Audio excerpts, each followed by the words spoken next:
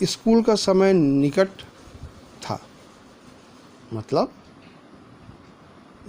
इतना देर से जो बड़ा भाई लेक्चर दे रहा था, क्यों लेक्चर दिया, क्यों उसको ये किया, वो तब लेक्चर दिया जब वो सुबह एकदम खेलने निकल गया और खाने से स्कूल जाने का पहले खाने का समय आया।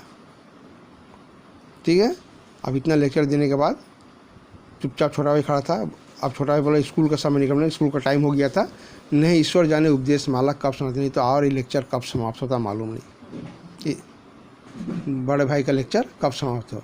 भोजन आज मुझे निस्वाद लग रहा था। खाना जो था इतना डांट फटकार, मतलब पास हुआ, फर्स्ट आया, तब जाके इतना फटकार लगा रहा है, इतना डांटा फटकार लगाया कि बोला आज खाना थोड़ा भी टेस्ट नहीं लग रहा है। जब पास होने पर यह तिरस्कार है, इतना अपमान कर रहा है, यदि पास होने पर यह अपमान कर रहा बड़ा भाई, तो फेल हो जाने पर तो शायद प्राण ही ले जाए। यदि फेल हो जाएगा तो सच में आदमी तो जान से मार देगा। भाई साहब ने अपने दर्जे की पढ़ाई का जो भयंकर चित्र खींचा, सच में भयंकर चित्र था। हिस्ट्री का, ज्योमेट्री का, एलजेब्रा का, इसके बाद में ऐसे का, जो भयंकर चित्र बनाया, स्केच बनाया, उससे तो भयंकर रूप दे दिया। उससे मुझे भयभीत कर दिया, डर गया छोटा भाई, इस बाप रे, यदि वो क्लास में जाकर ये हालत होगा तब तो सच में वो पढ़ने नहीं सकेगा। स्कूल छोड़कर घर नहीं भागा, लेकिन फिर भी वो घर नहीं भागा, यही ताज्जुब है। लेकिन इतना तिरस्कार पर भी पुस्तकों में मेरी अरुचि ज्यों की त्यों बनी रही। इतना अपमान करने पर मैं, मतलब बड़ा छोटा भाई बोला कि पढ़ाई में वैसा, मतलब बैठ के जो खाली दिन रात पढ़ते रहे वैसा नहीं हुआ जैसे बड़ा भाई पढ़ता था। मैंने रुचि, मैंने इंटरेस्ट नहीं होना, वो इंटरेस्ट नहीं था, मैंने वही कम पढ़ते थे, जितना पढ़ना चाहिए उतना ही पढ़ता था। जैसे बोला खेल कूद का कोई अवसर हाथ से जाने नहीं देता, पढ़ता भी मगर बहुत कम, बोलता हाँ पढ़ता बहुत कम, बस इतना कि रोज़ की टास्क रोज़ पूरा हो जाए। मतलब यहाँ पर छोटा भाई समझाया कि एक्चुअल पढ़ाई क्या होना चाहिए। दिन रात किताब खोल के बैठे रहने से, रटने से उसको पढ़ाई नहीं बोलता है, वो बेकार है। जैसे बड़ा भाई पढ़ता था, एक्चुअल पढ़ाई क्या है, रोज़ का टास्क रोज़, क्लास में जितना रोज़ पढ़ाया जाता है, रोज़ समझाया जाता है, उस पर ध्यान दे बच्चा, उतना पढ़ ले।